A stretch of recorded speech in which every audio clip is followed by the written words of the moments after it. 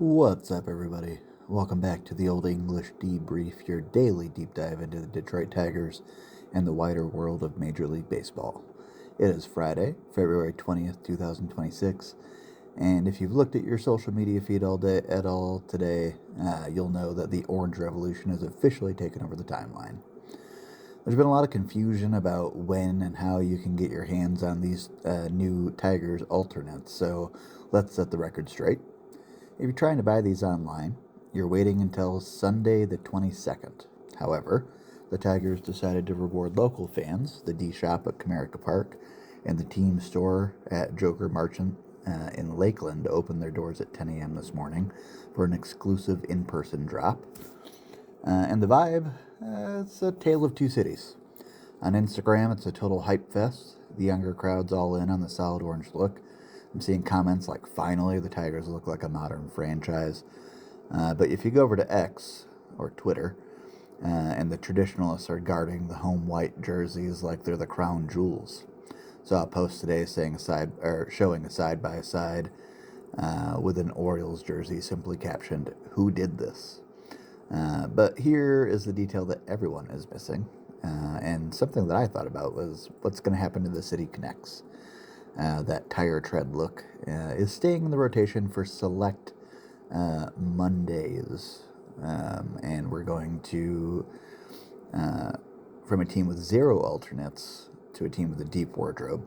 Whether you love the orange and the navy or you're a home white only purist, you have to admit that Detroit's finally acting like a big market powerhouse and isn't afraid to evolve. In more local other news, we have a interesting report from Jeff Seidel over at the Free Press, and just dropped a story that has opening day implications written all over it. Kevin McGonigle is starting at shortstop tomorrow in the first spring training game against the Yankees, and Alan Trammell, the man whose number 3 hangs on the wall at Comerica, told Seidel, "I love him. Tram doesn't just throw around that, and he's obsessed with McGonigle. He's obsessed with McGonigle's baseball clock, rather. That internal rhythm that allows a kid to slow the game down. McGonigle's 21 and the number 2 baseball prospect, and last year he slashed 305, 408, 583. And if he shows out tomorrow next to Gleyber Torres, the debate over the middle infield is going to get very loud, very fast. We might be looking at the 2026 Rookie of the Year favorite." And continuing on with some Tigers news here, we're going to take a look at Justin Verlander. And to understand why the Tigers were willing to give a 43, not 42 like I said the other day, a 43-year-old $13 million, you have to look at how he finished the season with the San Francisco Giants. The overall record of 4-11 is incredibly misleading, and JV was the victim of some of the worst run support in the National League. In the first half, JV had a 4.99 ERA, a 0-8 record, a strikeout rate of 18.9%, and an opponent batting average of .260. In the second half, however, after July 20th, he had a .260 ERA, a 4-3 record, a 22.8% strikeout rate, and an opponent batting average of .218, which is Cy Young level dominance.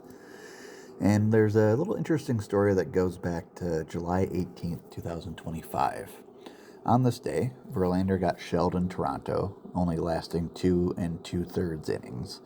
2 days later, while he's watching from the dugout, umpire Chad Whitson squeezed the Giants player, and Verlander started chirping from the bench. And Whitson ejected him and yelled, "Justin, get out of here. How about you worry about getting out of the 3rd inning, huh?" Apparently, that was the spark, and from that moment on, Verlander turned into the 2019 version of himself. Over his final 13 starts, he posted a 2.6 ERA. He wasn't just surviving, he was passing legends.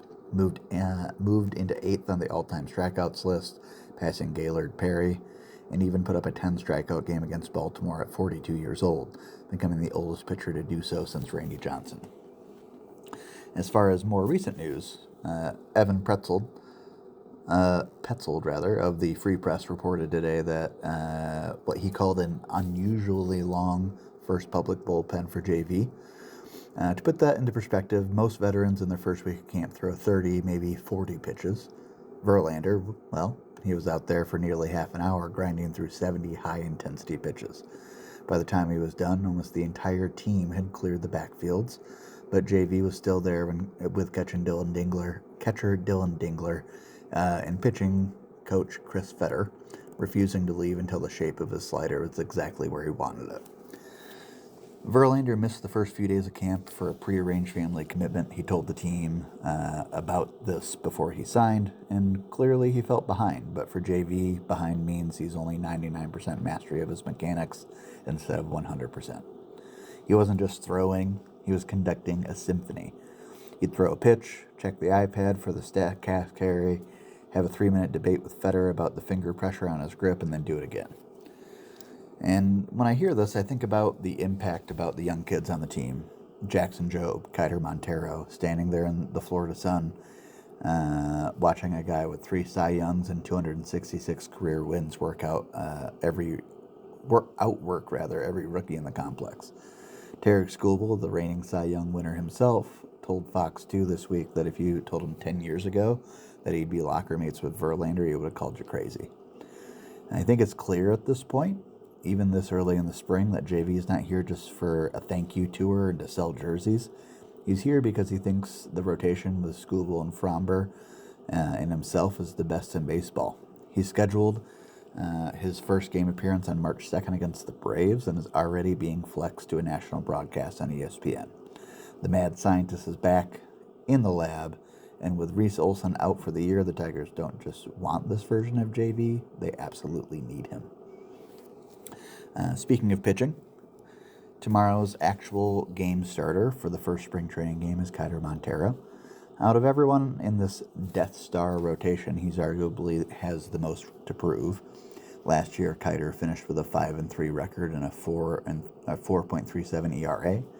But if you look closer, his potential is massive. His four-seamer actually improved in run value throughout the year, but his slider was the swing pitch. When it was on, it had a 35% whiff rate, and when it wasn't, it was a hittable spinner. With Skubal, Verlander, and Valdez, Mize, and Flaherty all locked in, and Reese Olson out for the season, he's likely going to be the 6th man in that rotation and filling in big spots. Tomorrow against the Yankees, I'm looking for that velocity. He averaged 93.8 miles per hour last year, and if he's sitting at 95, 96 in February, he's ready to lock down that permanent spot. And fans have to keep in mind that if he comes out pitching 5 solid innings, giving up 3 runs, that's not a trash start. If this team's to be successful, I see Keider playing a large role within that success. And now let's take a macro look at the MLB.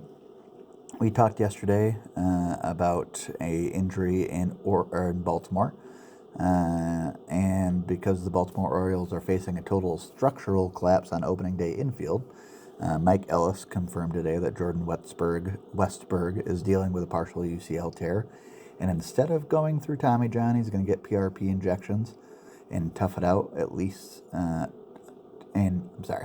Instead of getting Tommy John, he's getting PRP injections and is out through at least April. This comes just days after we found that Jackson Holliday is out following a surgery on a broken hamate bone.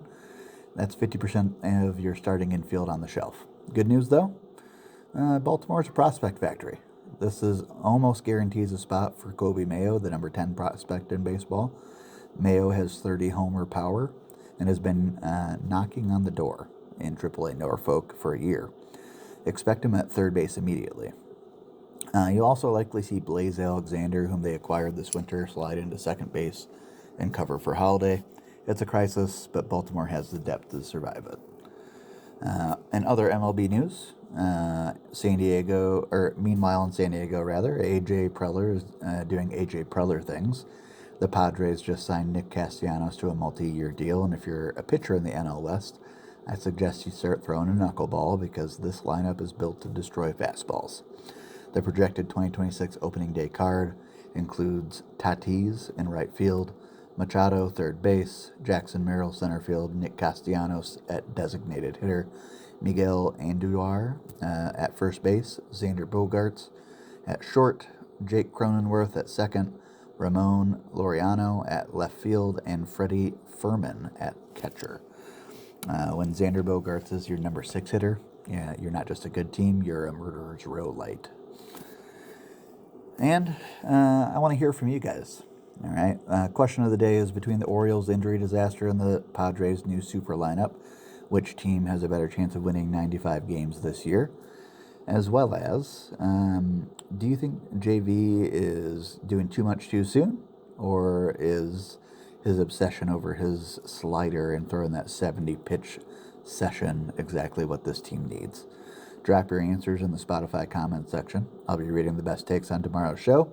And if you're watching on YouTube, make sure that you head over to the Old English Debrief channel, hit that subscribe button, follow us there, and leave your comments on the video so we can get the conversation moving in both places.